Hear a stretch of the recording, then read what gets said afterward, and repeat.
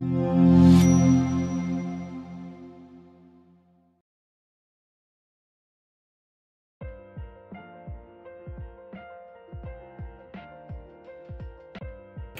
ఉల్లిపాయ కూర ఎలా చేయాలో చూద్దాం. నేను ఒక పావు కేజీ క్యాబేజ్ తీసుకున్నాను. దాన్ని చిన్న చిన్న ముక్కల కింద తరిగాను. దీంట్లోకి ఉల్లిపాయలు 2 చిన్న ముక్కల కింద తరిగాను. కరివేపాకు కొంచెం ఎక్కువ పడుతుంది. ఒక పెద్ద మిర్చి, కారం ఎక్కువ కావాలంటే 2-3 మిర్చీలు వేసుకోవచ్చు. ఒక 1 ఇంచ్ సైజ్ అల్లం. ఈ రెండింటిని కలిపి తర్వాత గ్రైండ్ చేద్దాం. ఎండుమిర్చి 4 పీసెస్ కింద కట్ చేసి, శనగపప్పు, మినపప్పు.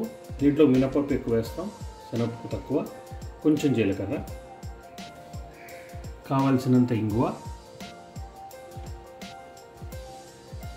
ఆవాలు, తగినంత ఉప్పు, చివర్లో కొబ్బరి పొడి.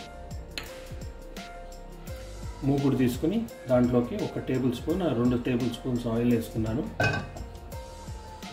మనం గ్యాస్ వెలిగించి కొంచెం వేడయ్యేంత వరకు ఆగుదాం. నూనె వేడైంది కదా, దీంట్లోకి మనం పప్పులు, జీలకర్ర, మిర్చి వేసి దూరగా వేయాలి. పప్పు ఎర్ర రంగు వచ్చేంత వరకు వేయాలి. దాన్ని తీసుకున్న కరివేపాకు యాడ్ చేసి దీంట్లో కొంచెం ఇంగువ,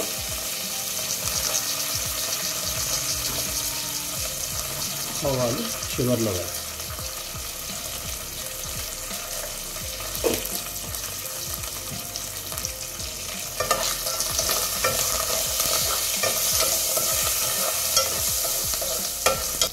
పప్పులు వేగిపోయాయి కదా, దీంట్లోకి మనం ఫస్ట్ ఆనియన్స్ని ఫ్రై చేసుకుందాం. ఆనియన్స్ 3/4 ఫ్రై అయిన తర్వాత అంటే కొంచెం బ్రౌనిష్గా రావాలి. మనం దీంట్లోకి క్యాబేజీ యాడ్ చేస్తాం. ఆనియన్స్ కొంత వేగాయి కదా, దీంట్లోకి మనం ఈ తరుక్కున్న క్యాబేజీని యాడ్ చేస్తాం.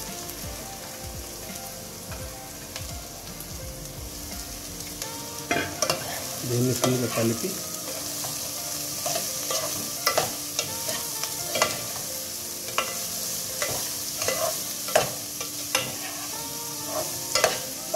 దీన్ని కలిపిన తర్వాత మనం ఇప్పుడే ఉప్పుని యాడ్ చేయొద్దు. క్యాబేజీ కొంత ఫ్రై అయిన తర్వాత మనం ఉప్పుని యాడ్ చేద్దాం. ఇప్పుడు మనం కావలసినంత ఉప్పుని యాడ్ చేసి కొంచెం కలిపిన తర్వాత 1 మినిట్ తర్వాత దీని మీద మూత పెడదాం. ఆవిరి మీద క్యాబేజీ ఉడికేది.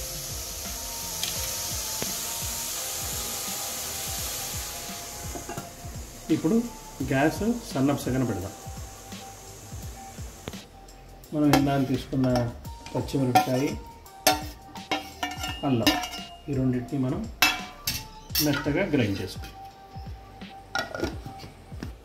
ఇప్పుడు గ్రైండ్ చేసుకున్నాం కదా, మనం కూర పూర్తిగా అయిపోయిన తర్వాత, ఉడికిన తర్వాత దీన్ని కూరలోకి యాడ్ చేద్దాం. ఇప్పుడు 10 మినిట్స్ అయిపోయింది కదా, క్యాబేజీ ఉడికిపోయింది కానీ కొంచెం వాటరీగా ఉంటుంది, ఎందుకంటే మనం స్టీమ్ మీద ఉడకబెట్టాం కదా. ఇప్పుడు మూత తీసేసి మనం ఇందాక గ్రైండ్ చేసుకున్న అల్లం, పచ్చిమిరపకాయ పేస్ట్ని దీంట్లో వేసి దీన్ని ఒకసారి కలిపేద్దాం పూర్తిగా.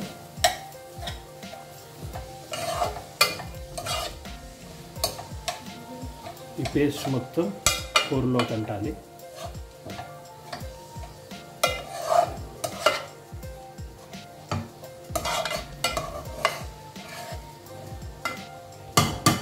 ఇప్పుడు మనం సెగ పెంచుదాం, ఆ వాటర్ పూర్తిగా ఆవిరవ్వడానికి. ఇంకో 2 నిమిషాలు దీన్ని ఫ్రై చేద్దాం. ఇప్పుడు దీంట్లోకి మనం ఇందాక తీసుకున్న కొబ్బరి పొడిని యాడ్ చేసి దీన్ని పూర్తిగా కలిపేసి దీన్ని ఇంకో 2 మినిట్స్ ఫ్రై చేద్దాం.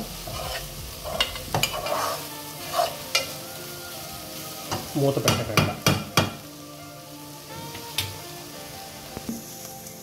ఇప్పుడు ఈ కూరని మనం దీనిలోకి తీసుకుందాం.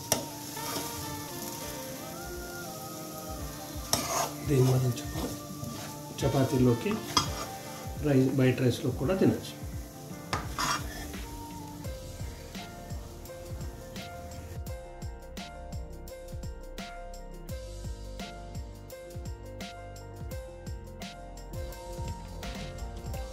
Thank you for watching. మీకు రెసిపీ నచ్చితే ప్లీజ్ లైక్ అండ్ సబ్స్క్రైబ్.